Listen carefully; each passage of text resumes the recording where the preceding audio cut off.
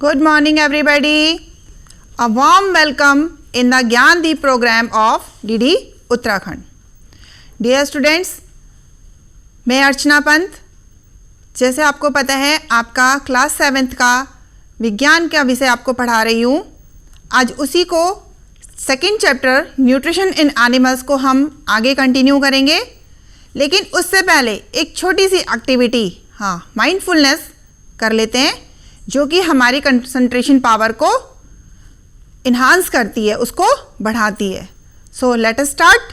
Close your eyes, deep breath लेंगे और अपनी ध्यान को, अपने माइंड को अपनी ब्रीदिंग पर और जो आपको आसपास की साउंड सुनाई दे रही है उनके ऊपर कंसंट्रेट करने की कोशिश करेंगे। Deep breathe in, breathe out, breathe in, breathe out, breathe in, breathe out, breathe in, breathe out. Now open your eyes slowly. Okay students, start करते हैं, सीधा टॉपिक पर आते हैं। जैसे हम लास्ट 2 सेशन से पढ़ रहे हैं न्यूट्रिशन इन एनिमल्स, आज उसी को हम आगे कंटिन्यू करेंगे। थोड़ा सा रिकैप देख लेते हैं, हमने इसमें क्या पढ़ा है। हमने सबसे पहले पढ़ा था parts of alimentary canal. Alimentary canal के कौन कौन से पार्ट्स होते हैं, आई थिंक आप सबको याद हो गए होंगे। ये देखिए, नंबर 1 माउथ, जिसको हम बकल कैविटी भी कहते हैं। नंबर 2 फूड पाइप और oesophagus. Number 3 stomach. Number 4 small intestine. Number 5 large intestine and the last one is rectum and anus. आपको पता है बकल कैविटी में types and arrangement of teeth में पढ़ा चुकी हूँ। टेस्ट बड आप टंग के ऊपर पढ़ चुके हैं। फूड पाइप, ईसोफेगस में खाना कैसे आगे बढ़ता है, हमारा फूड कौन से मूवमेंट से, पेरिस्टलिसिस मूवमेंट से, क्रमाकुंचन के मूवमेंट के माध्यम से आगे बढ़ता है, ये हम पढ़ चुके हैं। आज जो हम पढ़ेंगे वो हम पढ़ेंगे स्टमक में कैसे डाइजेशन होता है, इसके बारे में। ये देखिए, उससे पहले हम एक फिगर देख लेते हैं। ये देखिए, ये वाला जो आपको पाइप दिखाई दे रहा है बच्चों, ये पिंक के कलर का, ये हमारा ईसोफेगस है, जिससे जो बकल कैविटी से जुड़ा हुआ होता है और कहाँ एंड होता है, जाकर के स्टमक में एंड होता है। स्टमक को हिंदी में आमाशय कहा जाता है। उसके ऊपर आपको जो ये वाला स्ट्रक्चर दिखाई दे रहा है, ये आपका लीवर है। ये हमारे शरीर की सबसे बड़ी ग्लैंड जो मानी जाती है, जो होती है, वो लीवर होती है। बहुत बार क्वेश्चन पुटअप किया जाता है एग्जामिनेशन में, एग्जाम्स में, या जो भी आपके कॉम्पिटिटिव एग्जाम्स होते हैं उसमें भी पूछा जाता है कि ह्यूमन बॉडी की सबसे बड़ी ग्लैंड कौन सी है, तो हमारी सबसे बड़ी ग्लैंड है लीवर। द नेक्स्ट, उसके बाद आप ये वाला जो स्ट्रक्चर देख पा रहे हैं, ये हमारा क्या है, स्टमक है। आज इस सही से स्टार्ट करेंगे कि स्टमक में डाइजेशन कैसे होता है। ये जो आप देख पा रहे हैं, ये पैनक्रियाज है, ये भी एक सेक्रेटरी ग्लैंड्स है। ये वाली जो स्ट्रक्चर देख पा रहे हैं, ये जो अंदर कॉइल्ड स्ट्रक्चर है, this is small intestine and this is large intestine. देखिए, लार्ज इंटेस्टाइन ये जो नीचे जुड़ रहा है, ये आपका रेक्टम वाला एरिया बना रहा है, और नीचे लास्ट पॉइंट जो है वो हमारा एनस है। ये फ्रंट व्यू था, अब आप बैक व्यू देखिए। ये देखिए, ये बैक से देखिए, ये देखिए लीवर कितना क्लियर दिखाई दे रहा है। ये पैनक्रियाज है, ये डी वाला पोर्शन डिओडिनम वाला है। ये जो यहाँ पर आपको एक डक्ट दिखाई दे रही है, ये गॉल ब्लैडर की डक्ट है। ये small intestine, large intestine, rectum and anus. चलिए स्टार्ट करते हैं स्टमक से। It is a thick walled bag like structure. ये एक जो है थिक वॉल यानी कि मोटी उसका वॉल का बैग लाइक एक थैले की तरह के आकार की संरचना है, which is present on the left side of the abdomen, जो कि हमारे एब्डोमेन के, हमारे जो ये एब्डोमेन है इसकी लेफ्ट साइड में प्रेजेंट होता है। हमारा ये एब्डोमेन वाला पोर्शन है, इसमें लेफ्ट साइड में क्या प्रेजेंट होता है, स्टमक प्रेजेंट होता है। Its shape is like flattened you. इसकी शेप कैसी होती है, जैसे फ्लैटेंड यू वाला, यू देखा है, यू आप जानते हैं अल्फाबेट्स में यू एक फ्लैट यू की तरह इसका जो शेप होती है वो होती है। And it is the widest part of the alimentary canal. ये जो है एलिमेंट्री कैनाल का, आप जैसे फिगर में भी देखा आपने कि ये एलिमेंट्री कैनाल का सबसे चौड़ा भाग है। कौन सा है सबसे चौड़ा भाग? Stomach. The semi-digested food from esophagus enters into the stomach where further digestion takes place. Semi digested food हमने इसको क्यों कहा? क्योंकि आपको पता है बच्चों, क्योंकि आपको पता है हमारे मुंह में सलाइवा के द्वारा, जो सलाइवा में एमाइलेज एंजाइम था, उसने हमारा जो कार्बोहाइड्रेट था उसके कुछ पार्ट को, कुछ कार्बोहाइड्रेट को उसने वहां पर किस में ब्रेक कर दिया था? ग्लूकोज में, शुगर में ब्रेक कर दिया था। तो यानी कि हमारा जो फूड हमने खाया है उसमें थोड़ा सा पार्ट जो है, कुछ पार्ट जो है कार्बोहाइड्रेट का, वो ग्लूकोज में डाइजेस्ट हो चुका है। इसलिए हमने जो बकल कैविटी के बाद जो फूड हमारा इसोफेगस में आया और इसोफेगस से जो स्टमक में आया उसको हमने क्या कहा? सेमी डाइजेस्टेड फूड कहा। अब यहां पर क्या होता है, जब ये स्टमक में आ जाता है तो इसका आगे का डाइजेशन स्टार्ट हो जाता है। ये देखिए, ये बहुत अच्छे से आप क्लियरली देख पा रहे हैं। ये पोर्शन है हमारा इसोफेगस वाला। यहां से फूड आया, इसने स्टमक के अंदर एंटर करा। ये सारा, ये जो आपको ये वाला चौड़ा वाला पोर्शन दिखाई दे रहा है बच्चों, ये हमारा स्टमक है।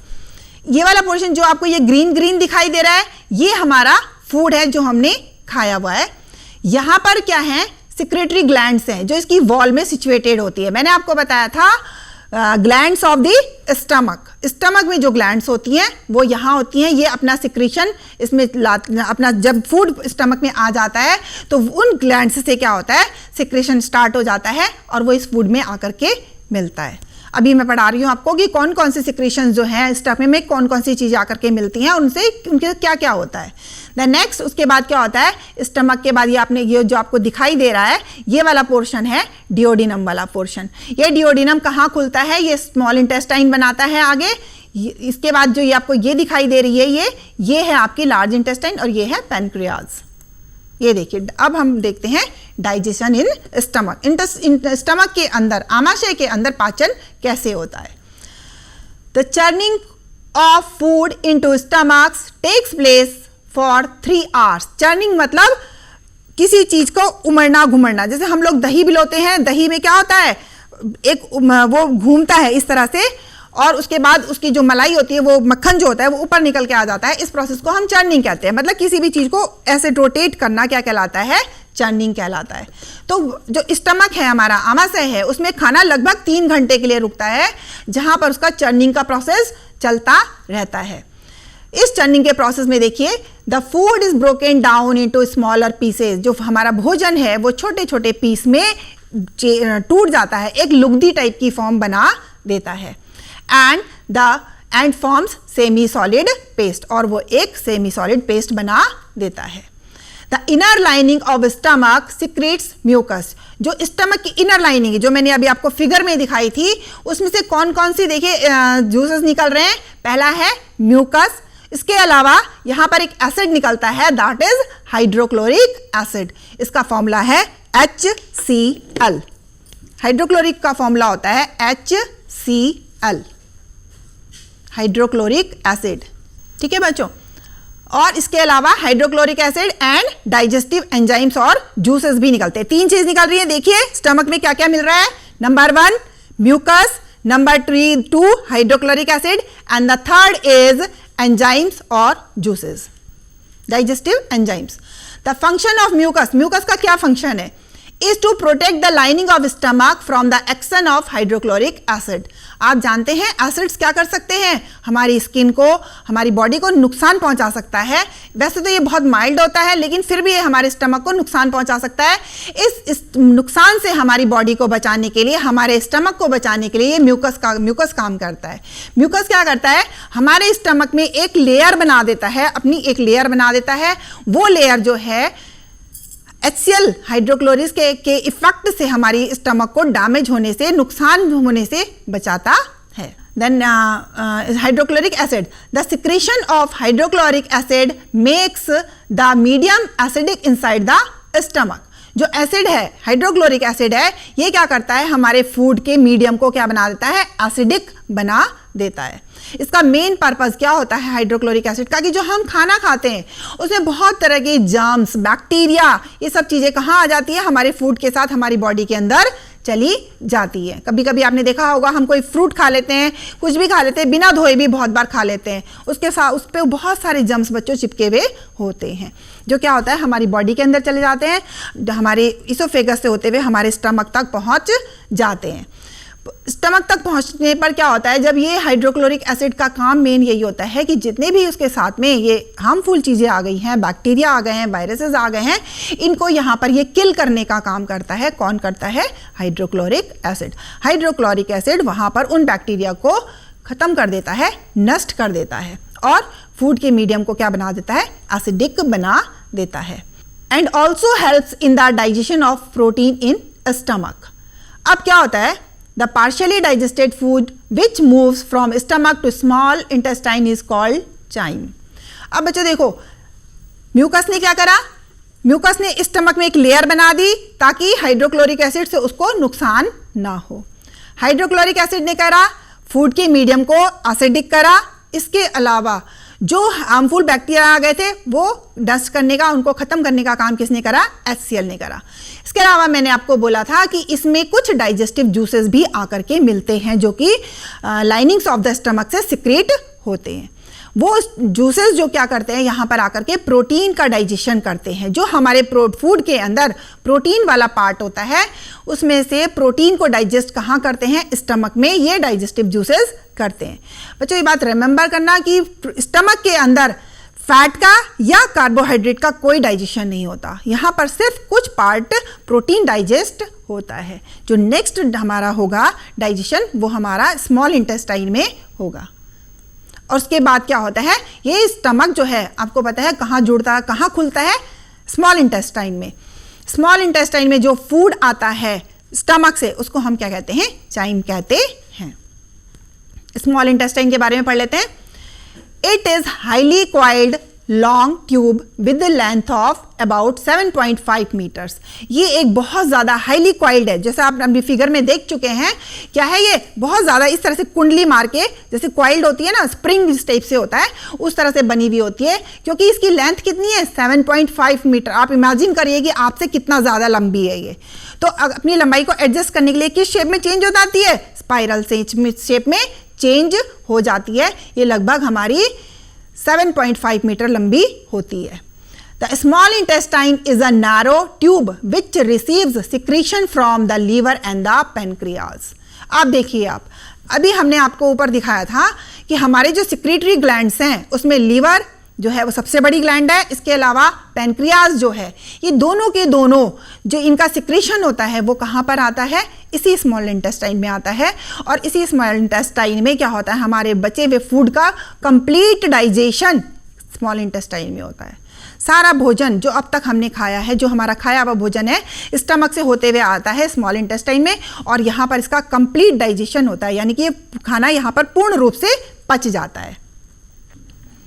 The complete digestion of food takes place inside the small intestine and the food components are also absorbed here। Food complete digestion हो रहा है फूड का। इसके अलावा जो हमने डाइजेस्ट करने के बाद जो हमारा इन जो वाटर सॉल्युबल कंपोनेंट्स बन चुके हैं, सब्सटेंसेस, जो कॉम्प्लेक्स सब्सटेंसेस थे वो सिंपलर सब्सटेंसेस में ब्रेक हो चुके हैं जो कि वाटर सॉल्युबल है। वो क्या करते हैं, जो उसका वो हमारा जो एब्जॉर्प्शन का प्रोसेस है वो इसमें इसी स्मॉल इंटेस्टाइन में होता है। तो एब्जॉर्प्शन भी कहाँ हो रहा है? कंप्लीट डाइजेशन भी स्मॉल इंटेस्टाइन में हो रहा है, और एब्जॉर्प्शन का जो नेक्स्ट प्रोसेस था वो भी हमारा स्मॉल इंटेस्टाइन में ही होता है। ये देख लीजिए, एक बार फिर से देख लीजिए, ये स्मॉल इंटेस्टाइन दिखाई हुई है, और ये जो दिखाई हुई है इसके चारों तरफ ये हमारी लार्ज इंटेस्टाइन है, रेक्टम है। और अब देखते हैं डाइजेशन इन स्मॉल इंटेस्टाइन कैसे होता है, किन किन चीज़ों का यहाँ पे डाइजेशन होता है और कैसे होता है। It is highly coiled structure, पहले बता चुकी हूँ कि ये एक बहुत ज़्यादा कॉइल्ड स्ट्रक्चर है। Length of small intestine is almost 7.5 metre. The liver and pancreas release digestive juices into small intestine. जो हमारे लीवर और पैनक्रियाज हैं वो अपने डाइजेस्टिव जूस को कहाँ रिलीज करते हैं? इसी स्मॉल इंटेस्टाइन में रिलीज करते हैं। The inner lining of intestine also secretes some digestive juices on its own. इसके अलावा जो स्मॉल इंटेस्टाइन है इसकी जो इनर लाइनिंग है, अंदर वाली लाइनिंग है, उसमें भी क्या होता है, कुछ ग्लैंड्स होती हैं जो कि क्या करती हैं, वहां पर अपना डाइजेस्टिव जूस भी सिक्रीट करती हैं। The small intestine breaks the carbohydrate into glucose. यहां पर क्या होता है, जो कुछ पोर्शन कार्बोहाइड्रेट कहां डाइजेस्ट हो गया था, माउथ में, बक्कल कैविटी में। बाकी जो बचा हुआ कार्बोहाइड्रेट है वो आकर के स्मॉल इंटेस्टाइन में डाइजेस्ट होता है। यहां पर ब्रेक होता है, किसमें होता है, कार्बोहाइड्रेट ब्रेक होता है शुगर या ग्लूकोज, दोनों एक चीज है, चाहे शुगर बोलिए चाहे ग्लूकोज बोलिए। फैट्स भी यहीं पर डाइजेस्ट होते हैं, फैटी एसिड्स बनाते हैं। प्रोटीन डाइजेस्ट होकर के क्या बनाते हैं, अमीनो एसिड्स बनाते हैं। एक बार रिपीट करते हैं, कार्बोहाइड्रेट डाइजेस्ट होकर के, चलिए लिख के कर लेते हैं एक बार, कार्बोहाइड्रेट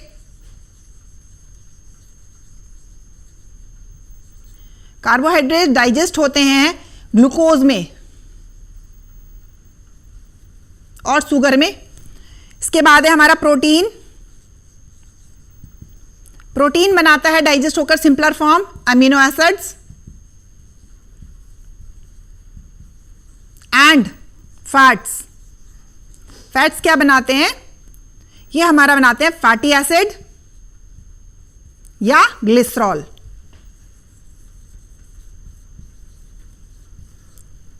फैटी एसिड और ग्लिसरॉल सेम चीज होती है, इन दोनों में ब्रेक हो जाते हैं।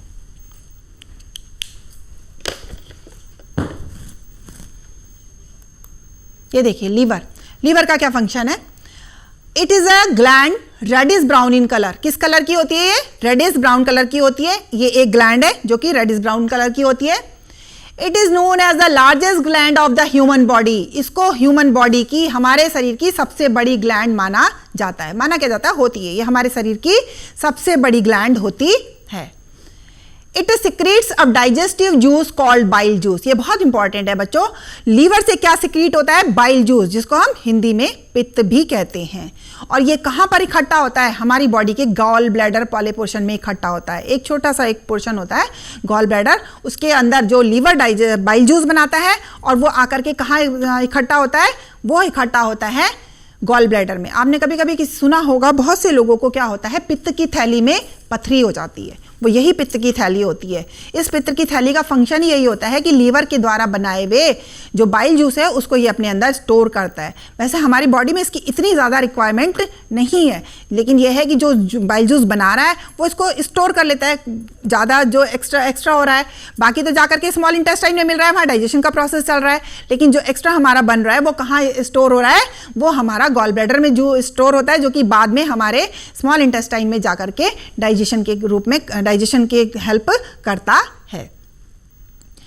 जब हमारे गॉल ब्लैडर में स्टोन हो जाते हैं तो बच्चों आपने देखा होगा, डॉक्टर्स क्या करते हैं, सर्जरी जब करते हैं तो पूरी गॉल ब्लैडर ही रिमूव कर देते हैं, बॉडी से उसको बाहर निकाल देते हैं। उसके बाद भी हम अपनी नॉर्मल लाइफ सर्वाइव करते हैं।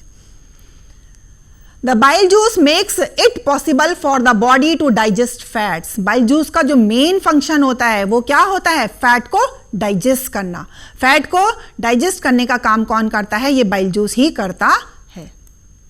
ये देखिए बहुत क्लियरली यहाँ पर दिखाई दे रहा है, ये हमारी बॉडी के अंदर दिखाया हुआ है ऑर्गन्स। यहाँ पर आपको दिखाई दे रहा है कि रेडिश ब्राउन कलर का है।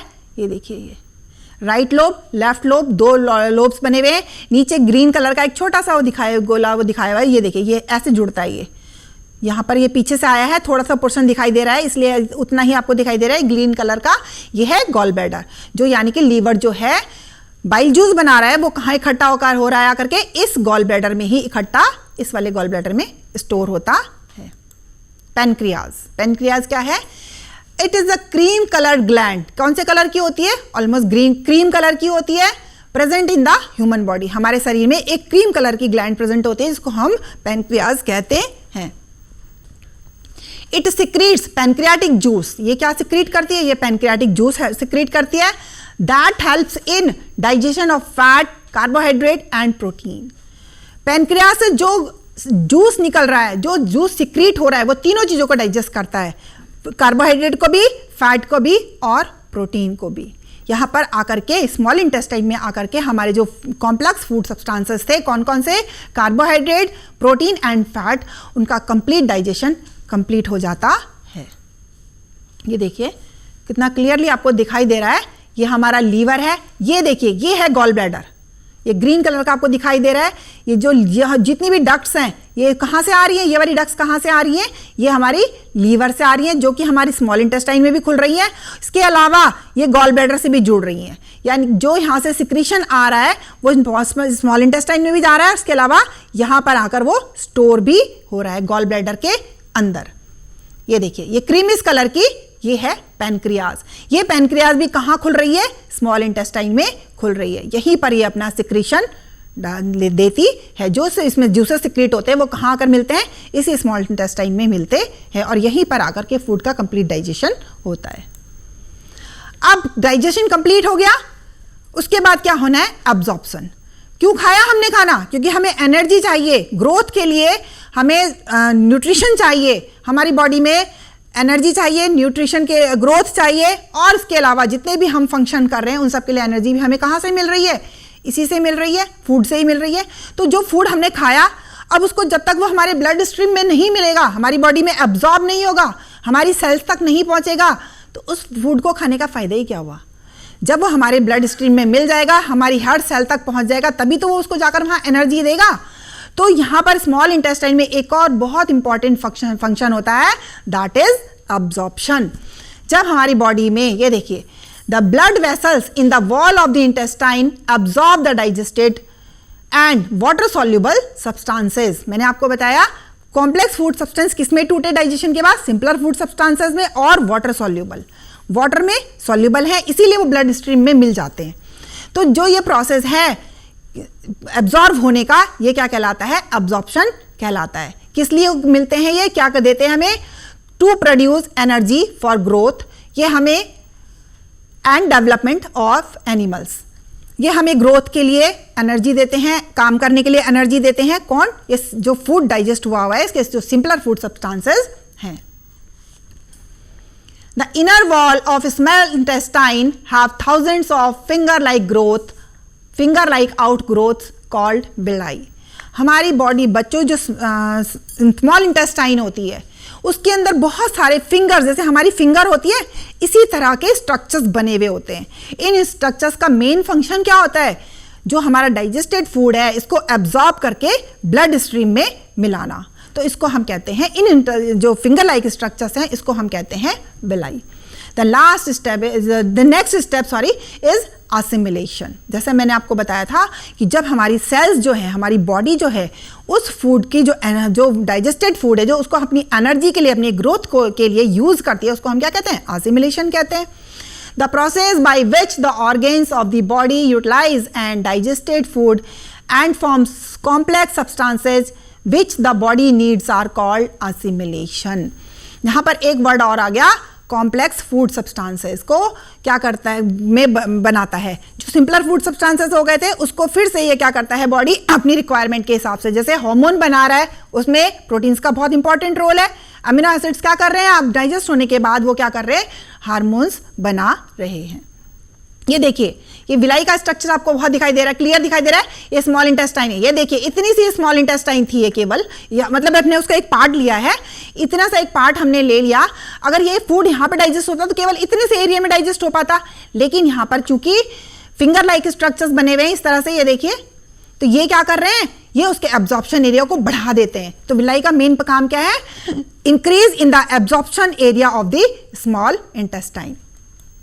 Last is large intestine. जैसे आप सबको पता है लार्ज इंटेस्टाइन में केवल डाइजेशन नहीं होता, यहाँ केवल वो फूड जाकर के स्टोर हो जाता है जो कि अनएब्जॉर्ब्ड है, जो कि अनडाइजेस्टेड है, वाटर इनसॉल्युबल है, वाटर में घुला नहीं है।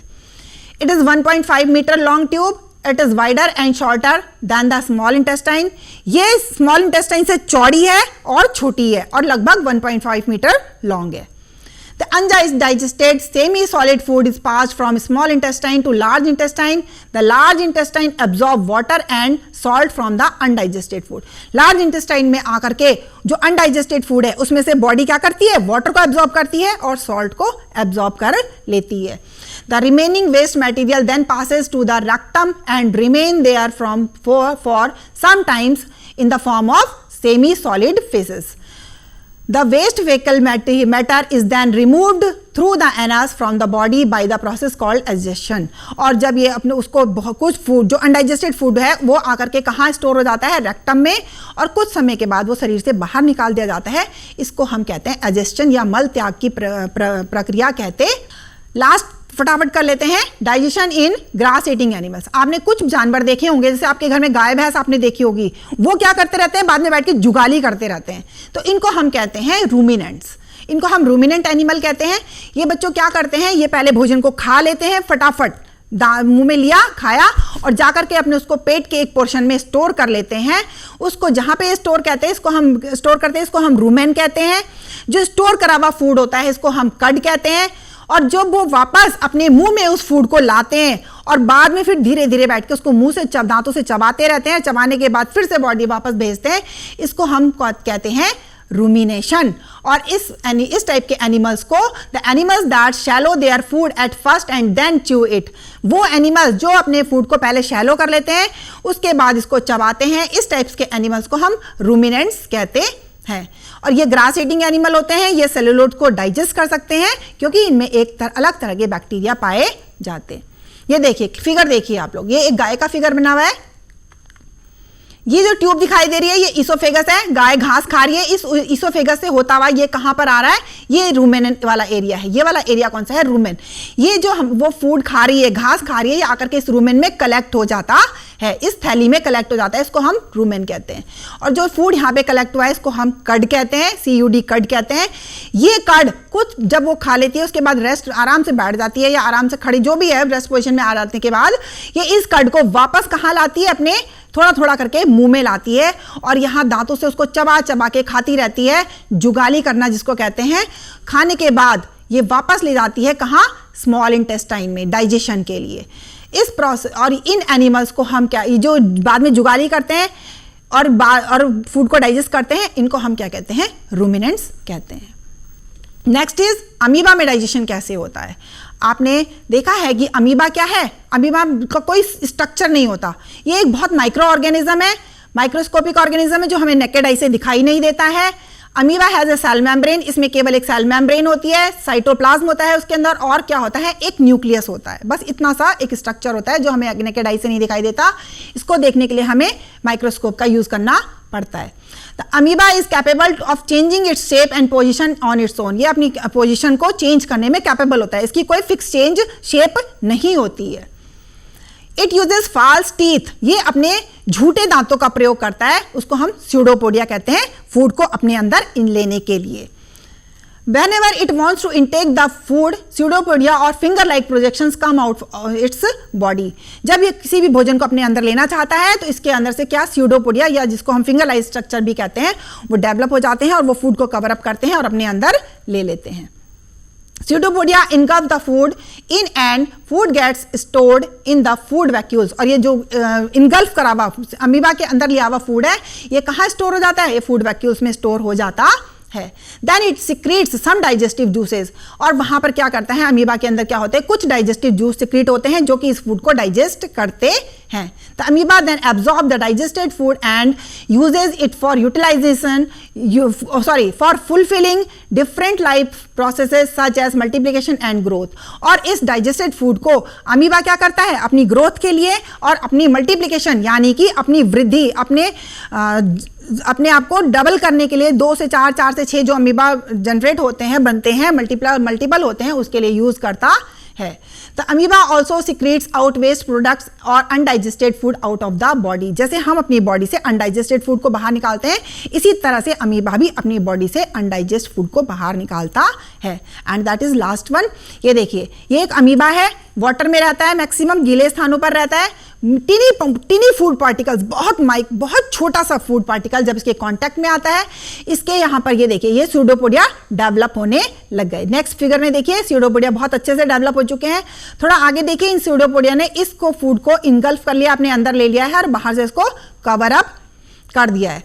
यहां पर क्या हुआ, नेक्स्ट में फूड डाइजेस्ट हो गया, इसका एब्जॉर्प्शन वाला प्रोसेस चल रहा है, अमीबा उसको ले रहा है और अपनी बॉडी की ग्रोथ के लिए और मल्टीप्लिकेशन के लिए यूटिलाइज कर रहा है. इसके बाद हमारा असिमिलेशन. अपनी जो अपने लिए वो ग्रोथ के लिए यूज कर रहा है, वो प्रोसेस है हमारा assimilation. And the last is egestion, जो अनडाइजेस्टेड फूड है वो इसको क्या कर रहा है, बाहर निकाल दे रहा है। सेम उसी प्रोसेस से स्किन के पास आया, उसकी सेल मेम्ब्रेन के पास आया और ये इसने बाहर निकाल दिया। इसी के साथ हम इस चैप्टर को यहाँ पर समाप्त करते हैं और आपसे एक रिक्वेस्ट करना चाहती हूँ कि अगर बाई चांस आपका ये एपिसोड छूट जाता है तो आप इसको दूरदर्शन के YouTube चैनल पर अवश्य देख सकते हैं और देखिएगा। Thank you.